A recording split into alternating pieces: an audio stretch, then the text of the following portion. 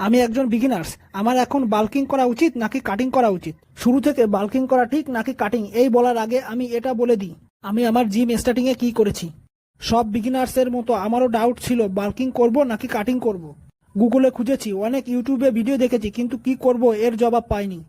ভগবানকে অনেক ধন্যবাদ, তখন এর উত্তর পাইনি। এখন আমি এমন কেন বলছি? তোমরা জানো জিম স্টার্টিংয়ে এক্সারসাইজ করলে রেজাল্ট খুব তাড়াতাড়ি পাওয়া যায়। একে বডি বিল্ডিংয়ের ভাষায় নিউ বিগেটস বলে।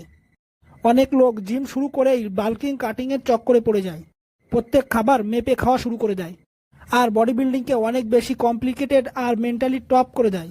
এর জন্য নতুন বিগিনার্সরা এর সুযোগ সঠিকভাবে নিতে পারে না, আর রেজাল্ট না পায় ওরা তাড়াতাড়ি হাল ছেড়ে দেয়। আমার কথা শোনো ভাই, জিমে বাল্কিং কাটিংয়ের চক্করে পড়ো না। প্রতিদিন জিমে মন লাগিয়ে এক্সারসাইজ করো, নিজের প্রোটিন লেভেল ভালো রাখো, ভালো করে ঘুমাও, আর সব থেকে দরকার নিজেকে টাইম দাও। 2 থেকে 3 বছর তো অবশ্যই দাও।